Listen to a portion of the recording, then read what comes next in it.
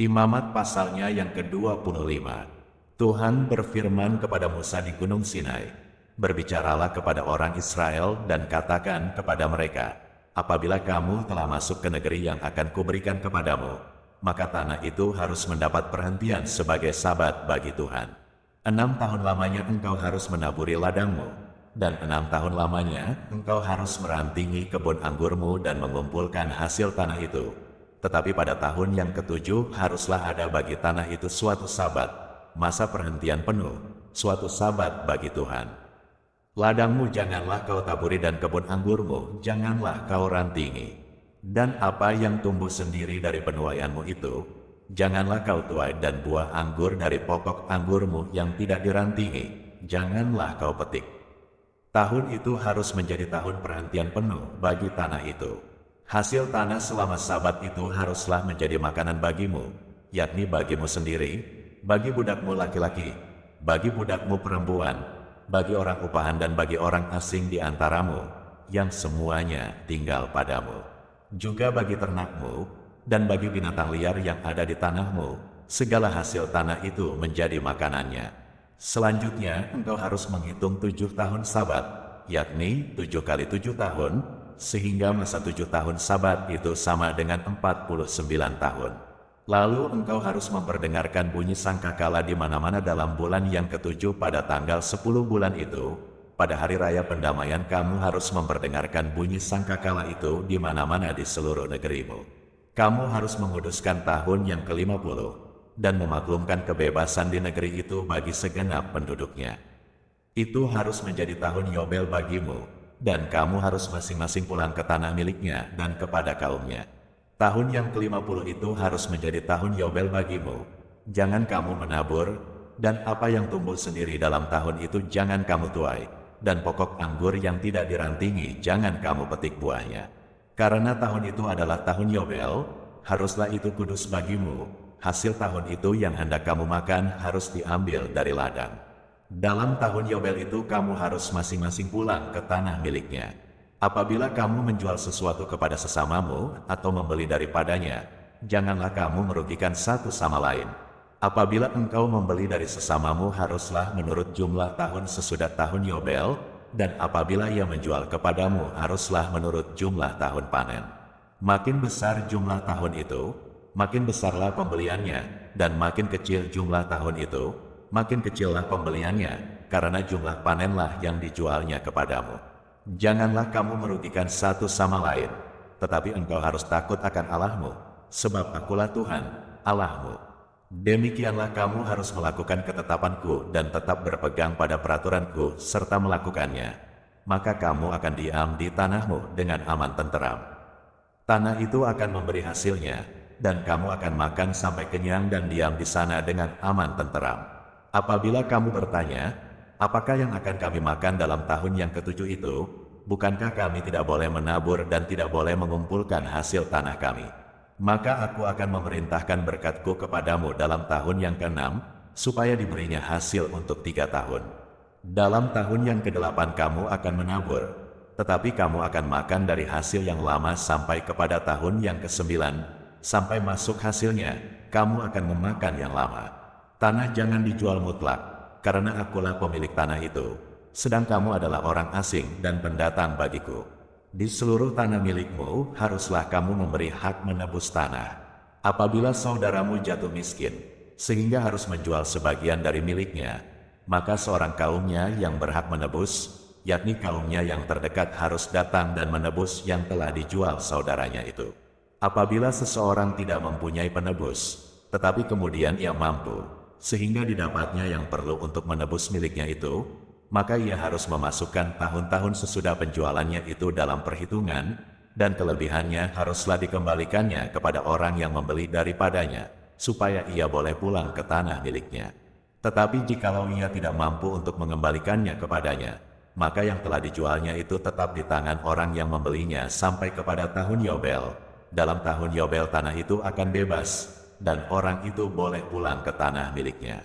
Apabila seseorang menjual rumah tempat tinggal di suatu kota yang berpagar tembok, maka hak menebus hanya berlaku selama setahun mulai dari hari penjualannya. Hak menebus berlaku hanya 1 tahun. Tetapi jikalau rumah itu tidak ditebus dalam jangka waktu setahun itu, rumah itu secara mutlak menjadi milik si pembeli turun-temurun. Dalam tahun Yobel rumah itu tidaklah bebas. Tetapi rumah-rumah di desa-desa yang tidak dikelilingi pagar tembok haruslah dianggap sama dengan ladang-ladang di negeri itu. Atasnya harus ada hak menebus dan dalam tahun Yobel rumah itu harus bebas. Mengenai rumah-rumah di kota-kota orang Lewi, hak menebus rumah-rumah itu ada pada orang-orang Lewi untuk selama-lamanya. Sekalipun dari antara orang Lewi yang melakukan penebusan, tetapi rumah yang terjual di kota miliknya itu haruslah bebas dalam tahun Yobel, karena segala rumah di kota-kota orang Lewi adalah milik mereka masing-masing di tengah-tengah orang Israel. Dan padang penggembalaan sekitar kota-kota mereka janganlah dijual, karena itu milik mereka untuk selama-lamanya. Apabila saudaramu jatuh miskin, sehingga tidak sanggup bertahan di antaramu, maka engkau harus menyokong dia sebagai orang asing dan pendatang, supaya ia dapat hidup di antaramu. Janganlah engkau mengambil bunga uang atau riba daripadanya, melainkan engkau harus takut akan Allahmu, supaya saudaramu dapat hidup di antaramu. Janganlah engkau memberi uangmu kepadanya dengan meminta bunga, juga makananmu janganlah kau berikan dengan meminta riba. Akulah Tuhan, Allahmu, yang membawa kamu keluar dari tanah Mesir, untuk memberikan kepadamu tanah Kanaan, supaya aku menjadi Allahmu. Apabila saudaramu jatuh miskin di antaramu, sehingga menyerahkan dirinya kepadamu, maka janganlah memperbudak dia. Sebagai orang upahan dan sebagai pendatang, ia harus tinggal di antaramu, sampai kepada tahun Yobel ia harus bekerja padamu. Kemudian ia harus diizinkan keluar daripadamu, ia bersama-sama anak-anaknya, lalu pulang kembali kepada kaumnya dan ia boleh pulang ke tanah milik nenek moyangnya. Karena mereka itu hamba-hambaku yang kubawa keluar dari tanah Mesir, janganlah mereka itu dijual, secara orang menjual budak. Janganlah engkau memerintah dia dengan kejam, melainkan engkau harus takut akan Allahmu. Tetapi budakmu laki-laki atau perempuan yang boleh kau miliki adalah dari antara bangsa-bangsa yang di sekelilingmu. Hanya dari antara merekalah kamu boleh membeli budak laki-laki dan perempuan. Juga dari antara anak-anak pendatang yang tinggal di antaramu boleh kamu membelinya, dan dari antara kaum mereka yang tinggal di antaramu, yang dilahirkan di negerimu. Orang-orang itu boleh menjadi milikmu. Kamu harus membagikan mereka sebagai milik pusaka kepada anak-anakmu yang kemudian, supaya diwarisi sebagai milik. Kamu harus memperbudakkan mereka untuk selama-lamanya, tetapi atas saudara-saudaramu orang-orang Israel, janganlah memerintah dengan kejam yang satu sama yang lain. Apabila seorang asing atau seorang pendatang di antaramu telah menjadi mampu, sedangkan saudaramu yang tinggal padanya jatuh miskin, sehingga menyerahkan dirinya kepada orang asing atau pendatang yang di antaramu itu atau kepada seorang yang berasal dari kaum orang asing, maka sesudah ia menyerahkan dirinya, ia berhak ditebus, yakni seorang dari antara saudara-saudaranya boleh menebus dia, atau saudara ayahnya, atau anak laki-laki saudara ayahnya, atau seorang kerabatnya yang terdekat dari kaumnya, atau kalau ia telah mampu, ia sendiri berhak menebus dirinya. Bersama-sama dengan si pembelinya ia harus membuat perhitungan, mulai dari tahun ia menyerahkan dirinya kepada orang itu sampai kepada tahun Yobel, dan harga penjualan dirinya haruslah ditentukan menurut jumlah tahun-tahun itu. Masa ia tinggal pada orang itu haruslah dihitung seperti masa kerja orang upahan. Jikalau jumlah tahun itu masih besar, maka dari harga pembeliannya harus dikembalikan sebagai penebus dirinya menurut jumlah tahun itu. Jika waktu yang masih tinggal sampai kepada tahun Yobel sedikit lagi saja, maka ia harus membuat perhitungan dengan orang itu. Menurut jumlah tahun itulah ia harus membayar uang tebusan dirinya. Demikianlah ia harus tinggal padanya sebagai orang upahan dari tahun ke tahun. Janganlah ia diperintah dengan kejam oleh orang itu di depan matamu. Tetapi jikalau ia tidak ditebus dengan cara demikian, maka ia harus diizinkan keluar dalam tahun Yobel, ia bersama-sama anak-anaknya.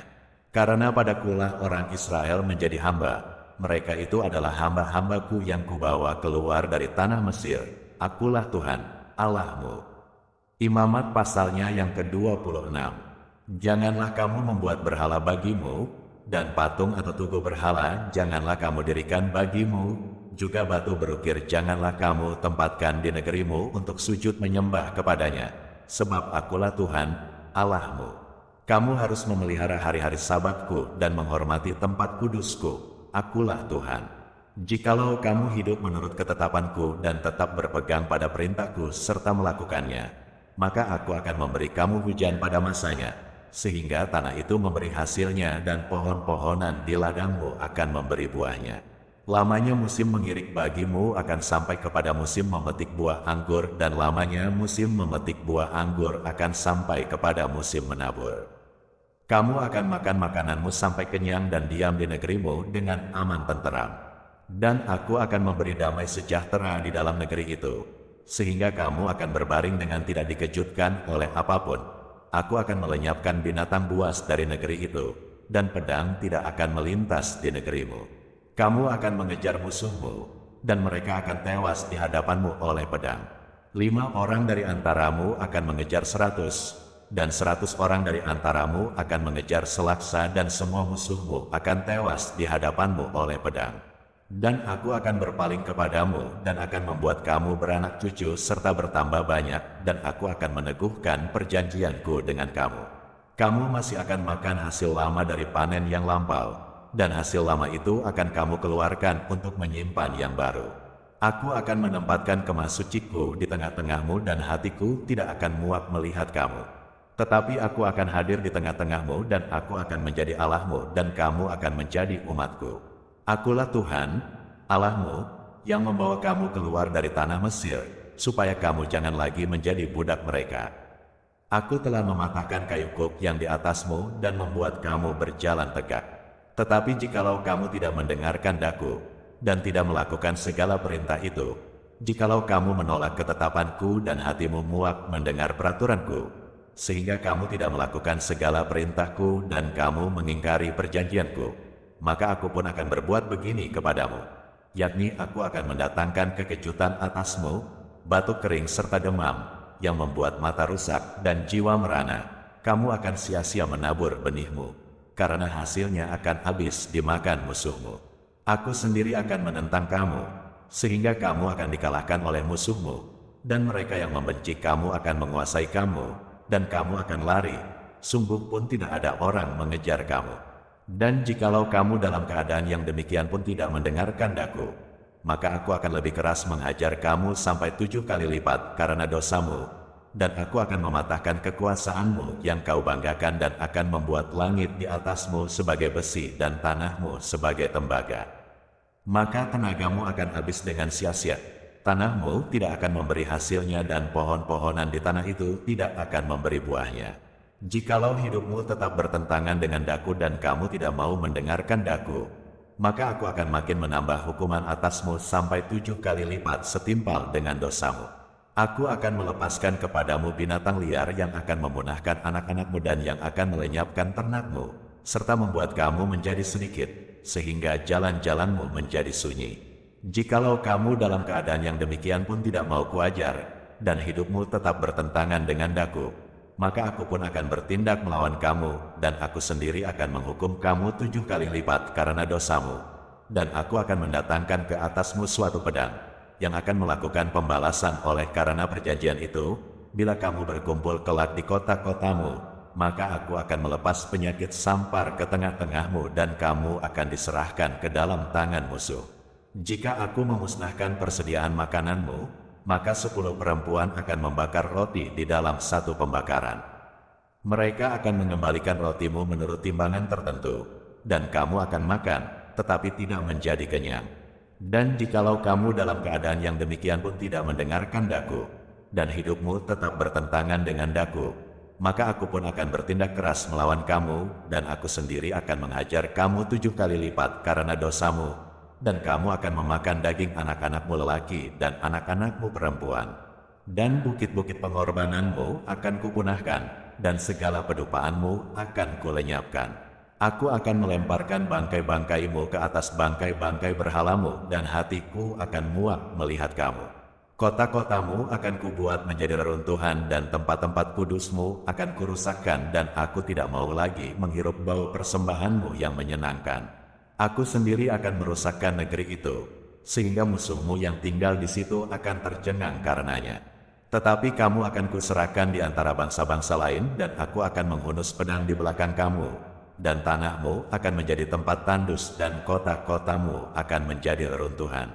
Pada waktu itulah tanah itu pulih dari dilalaikannya tahun-tahun sabatnya, selama tanah itu tandus, dan selama kamu tinggal di negeri musuh-musuhmu. Pada waktu itulah tanah itu akan menjalani sabatnya, dan dipulihkan tahun-tahun sabat yang belum didapatnya. Selama ketandusannya tanah itu akan menjalani sabat yang belum dijalaninya pada tiap-tiap tahun sabatmu, ketika kamu masih diam di situ. Dan mengenai mereka yang masih tinggal hidup dari antaramu, aku akan mendatangkan kecemasan ke dalam hati mereka di dalam negeri-negeri musuh mereka, sehingga bunyi daun yang ditiupkan angin pun akan mengejar mereka, dan mereka akan lari seperti orang lari menjauhi pedang, dan mereka akan rebah, sungguh pun tidak ada orang yang mengejar. Dan mereka akan jatuh tersandung seorang kepada seorang seolah-olah hendak menjauhi pedang. Sungguh pun yang mengejar tidak ada, dan kamu tidak akan dapat bertahan di hadapan musuh-musuhmu. Dan kamu akan binasa di antara bangsa-bangsa lain, dan negeri musuhmu akan memusnahkan kamu. Dan siapa yang masih tinggal hidup dari antaramu, mereka akan hancur lebur dalam hukumannya di negeri-negeri musuh mereka. Dan karena kesalahan nenek moyang mereka juga mereka akan hancur lebur sama seperti nenek moyangnya. Tetapi bila mereka mengakui kesalahan mereka dan kesalahan nenek moyang mereka dalam hal berubah setia yang dilakukan mereka terhadap aku dan mengakui juga bahwa hidup mereka bertentangan dengan daku, aku pun bertindak melawan mereka dan membawa mereka ke negeri musuh mereka, atau bila kemudian hati mereka yang tidak bersunat itu telah tunduk dan mereka telah membayar pulih kesalahan mereka, maka aku akan mengingat perjanjianku dengan Yakub, juga perjanjian dengan Ishak dan perjanjianku dengan Abraham pun akan kuingat, dan negeri itu akan kuingat juga. Jadi tanah itu akan ditinggalkan mereka dan akan pulih dari akibat tahun-tahun sabat yang dilalaikan selama tanah itu tandus, oleh karena ditinggalkan mereka, dan mereka akan membayar pulih kesalahan mereka, tak lain dan tak bukan karena mereka menolak peraturanku dan hati mereka muak mendengarkan ketetapanku. Namun demikian, apabila mereka ada di negeri musuh mereka, aku tidak akan menolak mereka dan tidak akan muak melihat mereka, sehingga aku membinasakan mereka dan membatalkan perjanjianku dengan mereka, sebab akulah Tuhan, Allah mereka. Untuk keselamatan mereka aku akan mengingat perjanjian dengan orang-orang dahulu yang kubawa keluar dari tanah Mesir di depan mata bangsa-bangsa lain, supaya aku menjadi Allah mereka, akulah Tuhan. Itulah ketetapan-ketetapan dan peraturan-peraturan serta hukum-hukum yang diberikan Tuhan, berlaku di antara Dia dengan orang Israel di Gunung Sinai dengan perantaraan Musa. Imamat pasalnya yang ke-27. Tuhan berfirman kepada Musa, "Berbicaralah kepada orang Israel dan katakan kepada mereka, apabila seorang mengucapkan nazar khusus kepada Tuhan mengenai orang menurut penilaian yang berlaku untuk itu, maka tentang nilai bagi orang laki-laki dari yang berumur 20 tahun sampai yang berumur 60 tahun, nilai itu harus 50 shikal perak, ditimbang menurut shikal kudus. Tetapi jikalau itu seorang perempuan, maka nilai itu harus 30 shikal. Jikalau itu mengenai seorang dari yang berumur 5 tahun sampai yang berumur 20 tahun, maka bagi laki-laki nilai itu harus 20 shikal dan bagi perempuan 10 shikal. Jikalau itu mengenai seorang dari yang berumur 1 bulan sampai yang berumur 5 tahun, maka bagi laki-laki nilai itu harus 5 shikal perak, dan bagi perempuan 3 shikal perak. Jikalau itu mengenai seorang yang berumur 60 tahun atau lebih, jikalau itu mengenai laki-laki, maka nilai itu harus 15 shikal dan bagi perempuan 10 shikal. Tetapi jikalau orang itu terlalu miskin untuk membayar nilai itu, maka haruslah dihadapkannya orang yang dinazarkannya itu kepada imam, dan imam harus menilainya. Sesuai dengan kemampuan orang yang bernazar itu, imam harus menentukan nilainya. Jikalau itu termasuk hewan yang boleh dipersembahkan sebagai persembahan kepada Tuhan, maka apapun daripada hewan itu yang dipersembahkan orang itu kepada Tuhan haruslah kudus. Janganlah ia menggantinya dan janganlah ia menukarnya, yang baik dengan yang buruk atau yang buruk dengan yang baik. Tetapi jikalau ia menukar juga seekor hewan dengan seekor hewan lain, maka baik hewan itu maupun tukarnya haruslah kudus. Jikalau itu barang seekor dari antara hewan haram yang tidak boleh dipersembahkan sebagai persembahan kepada Tuhan, maka hewan itu harus dihadapkannya kepada imam. Dan imam harus menetapkan nilainya menurut baik atau buruknya, dan seperti penilaian imam demikianlah jadinya. Dan jikalau orang itu mau menebusnya juga, ia harus menambahkan 1/5 kepada nilai itu. Apabila seorang menguduskan rumahnya sebagai persembahan kudus bagi Tuhan, maka imam harus menetapkan nilainya menurut baik atau buruknya, dan seperti nilai yang ditetapkan imam demikianlah harus dipegang teguh. Tetapi jikalau orang yang menguduskan itu mau menebus rumahnya, maka ia harus menambah harganya dengan 1/5 dari uang nilainya, dan rumah itu menjadi kepunyaannya pula. Jikalau seseorang menguduskan sebagian dari ladang miliknya bagi Tuhan, maka nilainya haruslah sesuai dengan taburannya, yakni sehomer taburan benih jelai berharga 50 shikal perak. Jikalau ia menguduskan ladangnya mulai dari tahun Yobel, maka nilainya haruslah dipegang teguh. Tetapi jikalau ia menguduskan ladangnya sesudah tahun Yobel, maka imam harus menghitung harganya bagi orang itu sesuai dengan tahun-tahun yang masih tinggal sampai kepada tahun Yobel, dan harga itu harus dikurangkan dari nilainya. Dan jikalau orang yang menguduskannya benar-benar mau menebus ladang itu, maka ia harus menambah harganya dengan 1/5 dari uang nilainya, dan ladang itu tetap dimilikinya. Tetapi jikalau ia tidak menebus ladang itu, malahan ladang itu telah dijualnya kepada orang lain, maka tidak dapat ditebus lagi. Tetapi pada waktu bebas dalam tahun Yobel, ladang itu haruslah kudus bagi Tuhan, sama seperti ladang yang dikhususkan bagi Tuhan. Imamlah yang harus memilikinya. Dan jikalau ia menguduskan bagi Tuhan ladang yang telah dibelinya dan yang tidak termasuk ladang miliknya dahulu, maka imam harus menghitung baginya harga nilainya sampai kepada tahun Yobel, dan orang itu haruslah mempersembahkan nilai itu pada hari itu juga sebagai persembahan kudus bagi Tuhan. Dalam tahun Yobel ladang itu harus dipulangkan kepada orang yang menjualnya kepadanya, yakni kepada orang yang mula-mula memiliki tanah itu. Dan segala nilai harus menurut shikal kudus. Shikal itu harus 20 gera beratnya. Akan tetapi anak sulung, yang sebagai anak sulung menjadi hak Tuhan dari antara hewan, tidak boleh dikuduskan oleh siapapun, baik seekor lembu maupun seekor kambing atau domba, itu milik Tuhan. Tetapi jikalau itu dari antara hewan yang haram, maka haruslah orang menebusnya menurut nilainya dengan menambah 1/5, dan jikalau tidak ditebus, haruslah dijual menurut nilainya. Akan tetapi segala yang sudah dikhususkan oleh seseorang bagi Tuhan dari segala miliknya, baik manusia atau hewan, maupun ladang miliknya, tidak boleh dijual dan tidak boleh ditebus, karena segala yang dikhususkan adalah maha kudus bagi Tuhan. Setiap orang yang dikhususkan, yang harus ditumpas di antara manusia, tidak boleh ditebus, pastilah ia dihukum mati. Demikian juga segala persembahan persepuluhan dari tanah, baik dari hasil benih di tanah maupun dari buah pohon-pohonan, adalah milik Tuhan. Itulah persembahan kudus bagi Tuhan. Tetapi jikalau seseorang mau menebus juga sebagian dari persembahan persepuluhannya itu, maka ia harus menambah 1/5. Mengenai segala persembahan persepuluhan dari lembu sapi atau kambing domba, maka dari segala yang lewat dari bawah tongkat gembala waktu dihitung, setiap yang ke-10 harus menjadi persembahan kudus bagi Tuhan. Janganlah dipilih-pilih mana yang baik dan mana yang buruk, dan janganlah ditukar. Jikalau orang menukarnya juga, maka baik hewan itu maupun tukarnya haruslah kudus dan tidak boleh ditebus.